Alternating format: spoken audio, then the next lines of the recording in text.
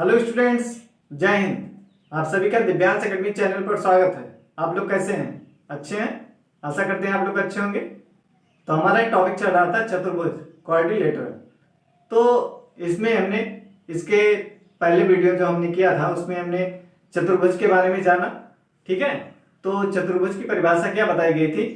समतल में चार रेखाखंडों से बनी बंद आकृति को क्या कहते हैं? चतुर्भुज कहते हैं। या समतल में चार रेखाखंडों से बनी बंद आकृति चतुर्भुज कहलाता है। ठीक है, समतल में चार रेखाखंडों से बनी बंद आकृति क्या कहलाता है? चतुर्भुज कहलाता है। तो हमने ये आपको बताया था।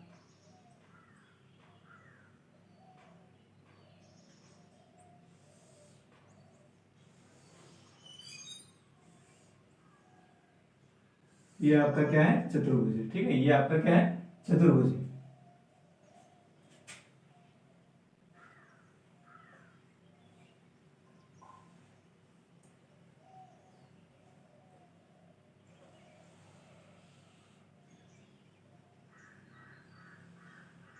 तो ए बी सी और डी, ये क्या है? चार रेखा, एक A B B C C D और डी, ये चार रेखाखंडों से बनी बंद आकृति है। ठीक है, ये क्या है? चार रेखाखंडों से बनी बंद आकृति है। तो ये क्या क्या कहलाएगा?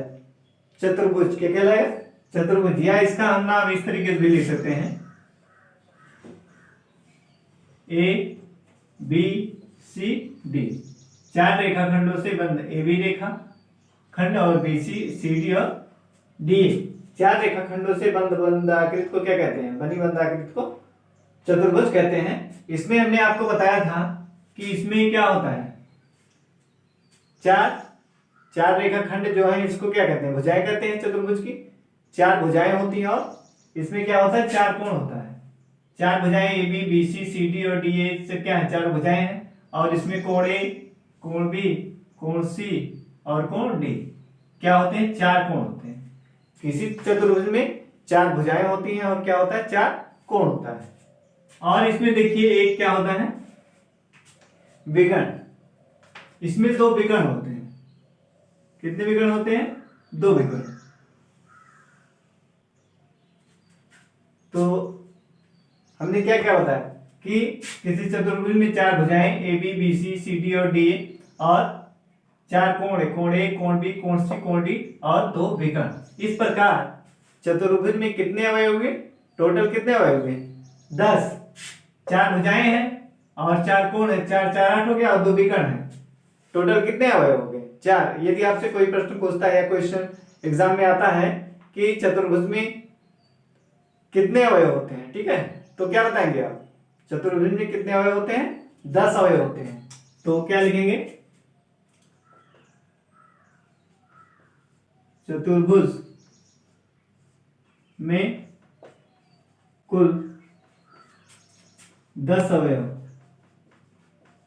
10 अवयव होते हैं। कितने एलिमेंट होते हैं? 10 अवयव होते हैं। ठीक है, कौन कौन? नंबर 1, चार भुजाएं होती हैं। पहला क्या क्या होता है? चार भुजाएं। ठीक, और दूसरा चार कोण और तीसरा दो विकर्ण। इस तरीके से लिखते हैं। ये चार भुजाएं हो गई, चार कोण हो गया और दो विकर्ण, दो विकर्ण। ठीक है, इस प्रकार टोटल कितने अवयव हुए? 10। कितने अवयव हुए? 10। क्यों? चार भुजाएं हो गई, चार कोण हो गया, दो विकर्ण हो गए। तो किसी चतुर्भुज में कितने अवयव होते हैं? 10 होते हैं। कितने अवयव होते हैं? 10। चार भुजाएं होती हैं, चार कोण होता है और दो विकर्ण होते हैं। ये इतना आपको क्लियर हो गया होगा। और हमने क्या बताया था कि इसमें कितने? 4 शीर्ष होते हैं। 1 2 3 4। ये जहां पे दो रेखाखंड या दो रेखाएं आके मिलती हैं वहां पे जो कॉर्नर बनता है उसको क्या कहते हैं? शीर्ष कहते हैं। तो शीर्ष ए बी सी डी, ये 4 शीर्ष हो गए। और हमने बताया था कि इसमें क्या होती है? सम्मुख भुजा भी होती है। तो इसके ए बी भुजा के सम्मुख कौन है? सी डी है। और बीसी भुजा के सम्मुख कौन है, एडी। सम्मुख भुजा भी होती है और क्या होता है, कर्मागत भुजा भी होती है। भुजा एबी, भुजा बीसी, भुजा सीडी, भुजा डीए, इस आपस में क्या है, कर्मागत भुजाएं हैं। और हमने कहा था कि सम्मुख कोण भी होते हैं। इसके सम्मुख कोण कौन है, ये है, ए के सम्मुख कोण सी, बी कोण बी के सम्मुख कोण डी, सम्मुख कोण भी होता है। ठीक है, तो ये हमने चर्चा किया था नेक्स्ट वीडियो में। ठीक है, और देखिए चतुर्भुज में दो टाइप का होता है। ठीक है, इससे पहले हम जानते हैं ये दो विकर्ण है और इसमें एक हम नहीं बताए थे आपको, इसमें नोट करिए। पहला पॉइंट, चतुर्भुज के चारों अंतः कोणों, चारों अंतः कोणों का योग कितना होता है, 180 अंश के बराबर। कितना होता है, चारों अंतः कोणों का योग कितना होता है, 180 अंश। 180 अंश का योग 180 अंश होता है। ठीक है, ये हो गया। दूसरा पॉइंट नोट करिए, चतुर्भुज के चारों अंतः कोण, कोण ए कोण बी, अर्थात इसका मतलब क्या हुआ, अर्थात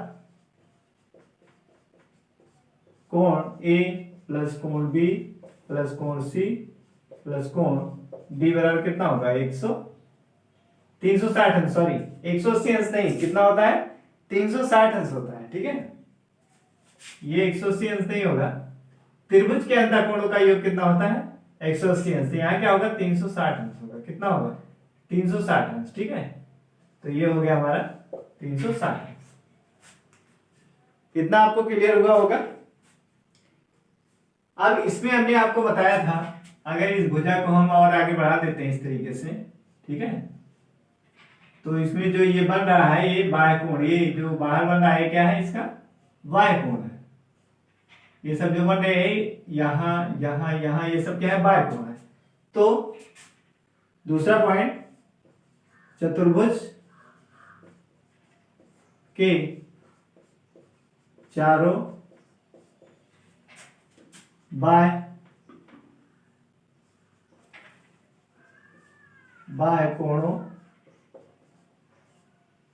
कोणों का योग कितना होता है, 360 अंश। ठीक है, 360 अंश होता है। इतनी बात आपको क्लियर हो गई होगी। किसी चतुर्भुज में कितने अवयव होते हैं, 10। कौन कौन, 4 भुजाएं, 4 कोण और 2 विकर्ण। और चतुर्भुज के चारों अंतः कोणों का योग कितना, 360 अंश। और चतुर्भुज के बाह्य कोणों का योग कितना होता है, 360 अंश के बराबर। ठीक है, इतना क्लियर हो गया होगा। अब चतुर्भुज में दो टाइप होता है, एक होता है उत्तल चतुर्भुज और दूसरा होता है अवतल चतुर्भुज। एक क्या होता है, एक होता है उत्तल चतुर्भुज। क्या होता है, उत्तल चतुर्भुज। ठीक है, एक होता है उत्तल चतुर्भुज और दूसरा होता है अवतल।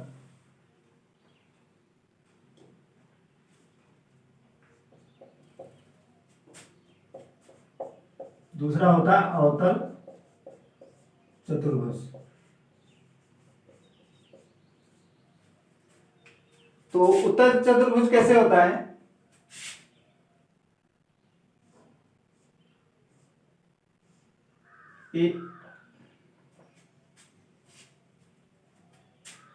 A B C D. ठीक, ये हमारा क्या है, उत्तल चतुर्भुज है। ये जो हमारा ये भी बना, ये क्या है, उत्तल चतुर्भुज ही है। क्या है, उत्तल चतुर्भुज है। ठीक है, ये है उत्तल चतुर्भुज। अवतल चतुर्भुज कैसे बनता है,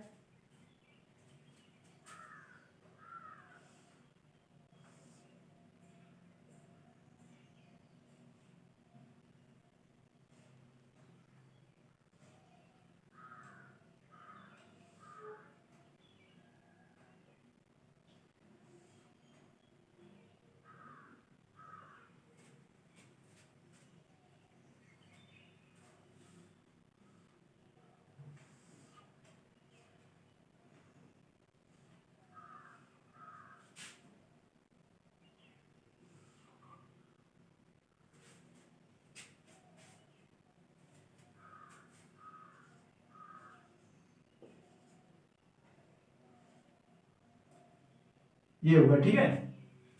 इस टाइप का क्या बनता है हमारा,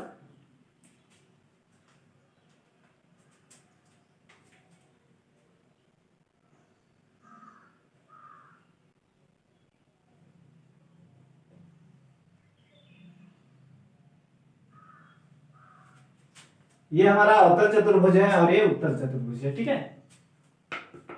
इसको कैसे जानेंगे, उत्तल चतुर्भुज में प्रत्येक अंतःकोण जो होता है वो क्या होता है, 180 अंश से छोटा होता है, ठीक है। इसमें जो होता है उत्तल चतुर्भुज में प्रत्येक अंतःकोण, चतुर्भुज का प्रत्येक अंतःकोण क्या होता है, 180 अंश से छोटा होता है और इसमें विकर्ण जो है अंदर की तरफ बनते हैं। उत्तल चतुर्भुज में क्या होता है, इसमें प्रत्येक अंतःकोण, ये क्या है हमारा उत्तल चतुर्भुज है, इसमें प्रत्येक अंतःकोण क्या होता है, 180 अंश से छोटा होता है और इसमें जो विकर्ण बनते हैं वो क्या होते हैं, चतुर्भुज के अंदर बनता है, ठीक है। लेकिन अवतल चतुर्भुज में क्या होता है, इसमें एक कोण जो होता है इसका 180 अंश से अधिक होता है। एक कोण क्या होता है, 180 अंश से अधिक। इसमें देख रहे होंगे आप, ये वाला कोण जो बना है ये क्या है, 180 अंश से अधिक है। ये कोण क्या है, 180 अंश से अधिक है।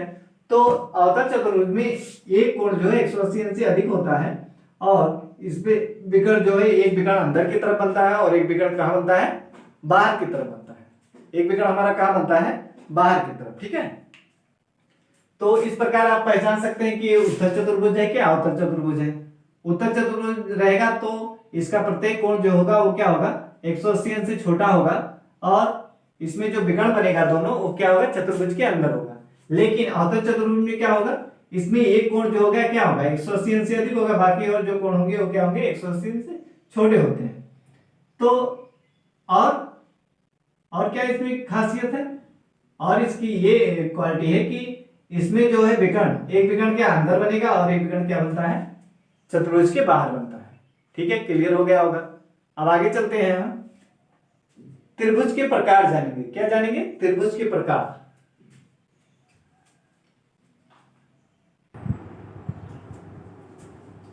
तो चतुर्भुज के प्रकार अब हम देखेंगे क्या, चतुर्भुज के प्रकार, टाइप्स ऑफ क्वाड्रिलेटरल, ठीक है।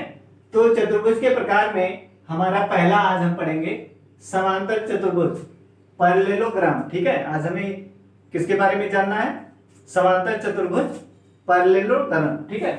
तो देखिए पैरेललोग्राम हमारा जो है ये हमारा फिगर है ABCD, ये समांतर चतुर्भुज है, ठीक है। तो इसमें आप ध्यान से देखिए समांतर चतुर्भुज, पहले तो समांतर चतुर्भुज किसे कहते हैं इसके बारे में जान, तो आइए जानते हैं सबसे पहले समांतर चतुर्भुज किसे कहते हैं, ठीक है। समांतर चतुर्भुज होता क्या है, तो वो चतुर्भुज जिसकी सम्मुख भुजाएं समांतर तथा समान होती हैं समांतर चतुर्भुज कहलाता है। क्या परिभाषा क्या है इसकी, वह चतुर्भुज जिसकी भुजाएं क्या हो, समांतर, जिसकी सम्मुख भुजाएं क्या हो, समांतर और समान होती हैं, वो क्या कहलाएगा, समांतर चतुर्भुज। वह चतुर्भुज जिसकी सम्मुख भुजाएं समांतर तथा समान होती हैं समांतर चतुर्भुज कहलाता है। तो आपको परिभाषा समझ में आ गया होगा कि कह रहा वह चतुर्भुज जिसकी सम्मुख भुजाएं समांतर तथा समान होती हैं। तो आइए देखते हैं इसको। AB है, AB भुजा है, इसके समांतर कौन भुजा, CD, इसके समांतर कौन है, CD, ठीक है। ये भुजा इसकी क्या है, समांतर, ये वाली भुजा इसकी क्या है, समांतर है, ठीक है। ये भुजा इसकी क्या है, समांतर है और ये इसके सम्मुख है, ये भी समांतर है और ये वाली इसके सम्मुख है, ये भी क्या है, समांतर है, ठीक है। तो यही परिभाषा में कहा गया वह चतुर्भुज जिसकी सम्मुख भुजाएं समांतर तथा समान होती हैं। तो ये भुजा इस भुजा के क्या है, समांतर, इसकी AB की सम्मुख भुजा कौन है, CD, तो AB भुजा क्या है, CD के समांतर है और इसके समान है, मतलब बराबर है। AB और CD क्या है, बराबर है, ठीक है। और BC के सम्मुख भुजा कौन है, AD, तो ये वाली भुजा इस BC वाली भुजा इस भुजा के क्या होगी, समांतर होगी और समान होगी, ठीक है। तो आइए इसको हम पॉइंट से लिखते हैं। पॉइंट नंबर 1,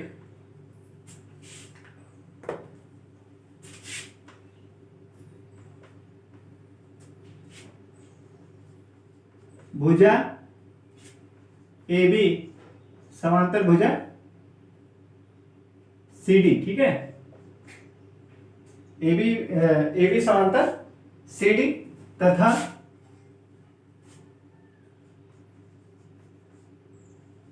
भुजा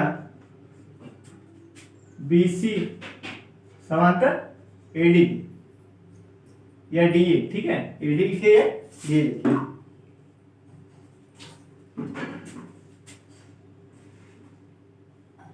AB समांतर CD के और AD समांतर लिखिए BC या BC समांतर लिखिए AD, ठीक है। ये भुजा AB वाली CD के समांतर है और भुजा AD वाली किसके समांतर है? BC की। तो पहला पॉइंट हो गया हमारा। दूसरा पॉइंट क्या है, इसमें कह रहा था कि समूह भुजाएं क्या होती हैं? समांतर होती हैं। तो हमने दो समूह भुजाओं को दिखाया। समूह भुजाएं क्या होती हैं? AB समांतर CD तथा भुजा AD समांतर BC। अब समान दिखाना है तो क्या भुजा समूह भुजा क्या होगी? समांतर होंगी और समान। तो AB बराबर किसके हो जाएगा? CD के तथा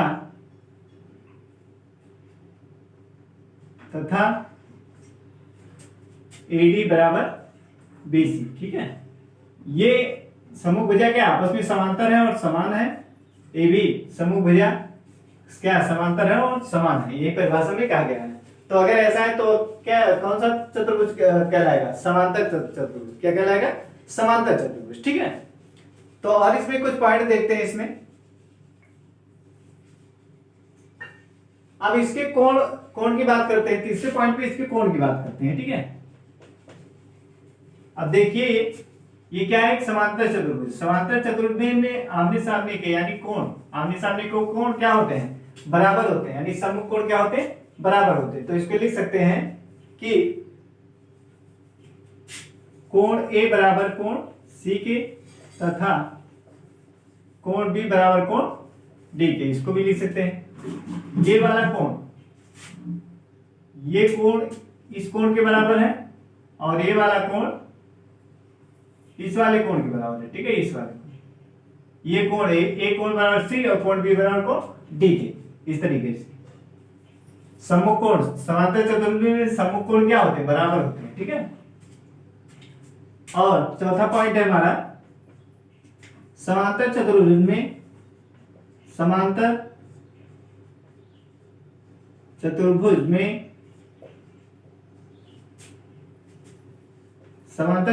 में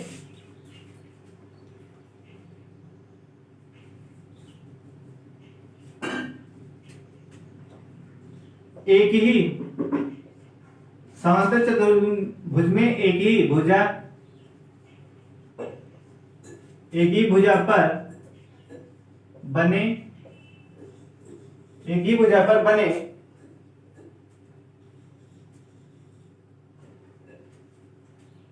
पर बने दोनों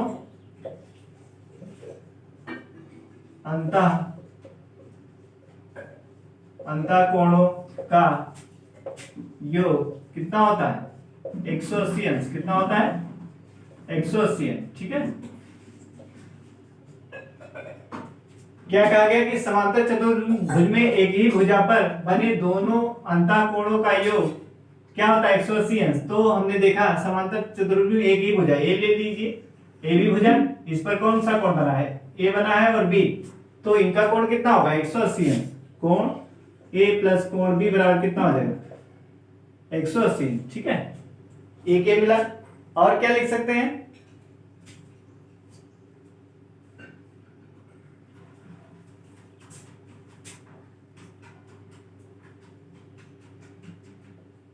दूसरा लिख सकते हैं कोण बी प्लस कोण सी बराबर, ये भी क्या होगा? 180 अंश के बराबर। ये तो कह रहा है चतुर्भुज में एक ही भुजा पर बने दोनों अंतःकोणों का योग कितना होता है? 180 अंश। तो हमने भुजा BC लिया है, तो ए कोण और बी कोण क्या? 180 अंश के बराबर। अब भुजा BC ले रहे हैं तो इस पे कोण B प्लस कोण C, ये भी क्या? 180 अंश के बराबर होगा। अगर हम भुजा CD लेते हैं तो कोण C प्लस कोण D, ये भी कितने? 180 अंश के बराबर होगा। और अगर हम इस भुजा AD को लेते हैं तो कोण A प्लस कोण D, ये भी कितने का होगा? 180 अंश के बराबर होगा। आपको क्लियर हो गया होगा। समांतर चतुर्भुज में एक ही भुजा पर बने दोनों अंतःकोणों का योग कितना होता है? 180 अंश। तो हमने भुजा ए भी लिया था तो ए कोण ए प्लस कोण बी 180 अंश, BC लिया था तो कोण बी प्लस कोण सी 180 अंश, CD लिया था तो कोण सी प्लस कोण डी 180 अंश, ए और एडी लिया था, तो कोण ए प्लस कोण डी बराबर कितने के हुआ 180 अंश के। ठीक है, इतना क्लियर हो गया होगा। अब इसमें आप देखेंगे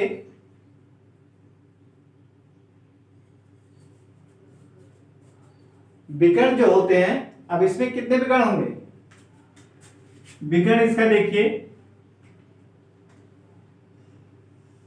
विकर्ण एसी और विकर्ण बीडी, ये दो विकर्ण है। ठीक है, विकर्ण इसके, विकर्ण को आप ध्यान से देखेंगे, ये विकर्ण क्या कर रहा है, एक विकर्ण विकर्ण समांतर चतुर्भुज को दो बराबर भागों में क्या करता है, बांटता है। ठीक है, जैसे अभी इसकी बात हम नहीं कर रहे हैं, मान लीजिए विकर्ण एसी, तो एसी क्या कर रहा है, एक देखिए एक भाग ए बन गया, एक भाग ए, तो विकर्ण जो है समांतर चतुर्भुज को दो बराबर भागों में विभाजित करता है। ऐसे ये वाला विकर्ण अगर लेंगे तो ये भी क्या करेगा, समांतर चतुर्भुज को दो बराबर भागों में विभाजित करेगा। ठीक है, इसको मान लीजिए हटा देते हैं, तो ये विकर्ण जो है ये भी क्या करता है, समांतर चतुर्भुज को देखिए एक भागे बराबर भाग में क्या बांट देगा। तो इस तरीके से हम कह सकते हैं कि विकर्ण जो है समांतर चतुर्भुज के विकर्ण जो है समांतर चतुर्भुज को दो बराबर भागों में विभाजित करते हैं। ठीक है, तो अगला पॉइंट है हमारा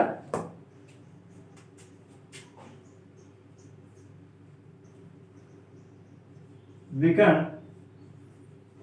प्रत्येक विकर्ण समांतर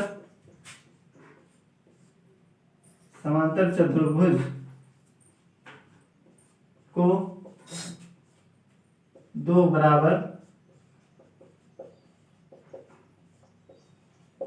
दो बराबर भागों में विभाजित करता है।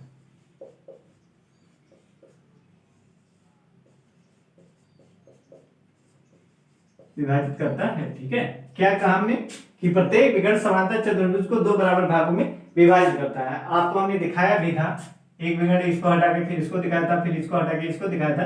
तो ये क्या करते हैं, विकर्ण, प्रत्येक विकर्ण जो है समांतर चतुर्भुज को दो बराबर भागों में विभाजित करता है। ये भी पॉइंट आपको क्लियर हो गया होगा। अब हम आगे चलते हैं। आप विकर्ण देखिए आपस में क्या कर रहे हैं, एक दूसरे को समद्विभाजित कर रहे हैं। देख लीजिए, ये एसी विकर्ण और बीडी विकर्ण, ये एसी वाला इसको दो बराबर भाग में क्या कर रहा है, बांट रहा है। ऐसे ये बीडी विकर्ण इसको भी क्या कर रहा है, दो बराबर भाग में बांट रहा है। मतलब ये एक दूसरे को क्या करते हैं, समद्विभाजित करते हैं, यानी दो बराबर भागों में बांटते हैं। तो लिखेंगे छठा पॉइंट, समांतर चतुर्भुज में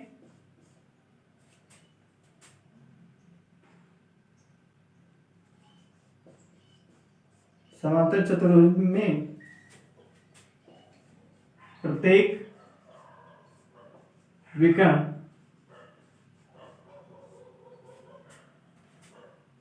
परस्पर समांतर चतुर्भुज में प्रत्येक विकर्ण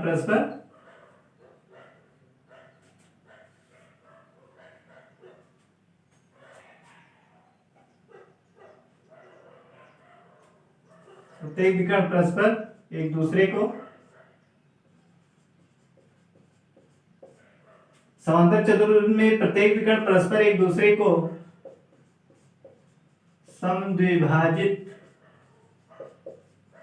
समद्विभाजित करते हैं। आपको समझ में आया होगा क्या कहा जा रहा है कि समांतर चतुर्भुज में प्रत्येक विकर्ण परस्पर एक दूसरे को क्या करते हैं, समद्विभाजित करते हैं। यानी दो बराबर, सम मतलब बराबर, द्वि मतलब दो, भाजित मतलब दो खंडों में, या सम दो बराबर भागों में इसको क्या करते हैं, बांटते हैं।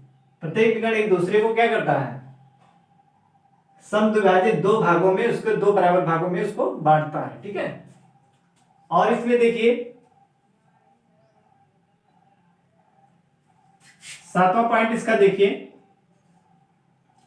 अब इसमें आप देख रहे हैं ये विकर्ण क्या लंबवत लग रहे हैं, नहीं लग रहे हैं, यानी समांतर चतुर्भुज में विकर्ण का लंबवत होना आवश्यक नहीं है, तो क्या लिखेंगे? समांतर चतुर्भुज में,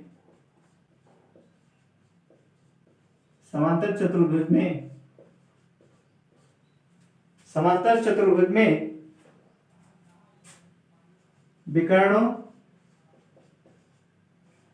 का लंबवत होना आवश्यक नहीं है, आवश्यक नहीं है। ठीक है, आवश्यक नहीं है। अगला पॉइंट, आठवां पॉइंट देखिए। आठवां पॉइंट, अब इसमें देख रहे हैं एक विकर्ण, ये बीडी विकर्ण है और विकर्ण एसी है। क्या ये बराबर लग रहे हैं आपको? नहीं लग रहे हैं ना, तो लिखेंगे समांतर चतुर्भुज, समांतर चतुर्भुज में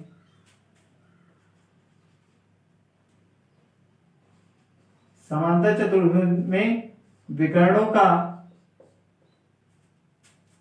समान होना आवश्यक नहीं। विकर्णों की, समांतर चतुर्भुज में विकर्णों की लंबाई, विकर्णों की लंबाई समान होना, समान होना आवश्यक नहीं। ठीक है, आपको इतनी बातें क्लियर हो गई होगी। इसमें आप देख रहे हैं विकर्ण समान नहीं है, तो समांतर चतुर्भुज में विकर्णों की लंबाई समान होना आवश्यक नहीं है। ठीक है, तो आप किसी समांतर चतुर्भुज के बारे में इतनी बातें आपको क्लियर होनी चाहिए, पता होना चाहिए। ठीक है,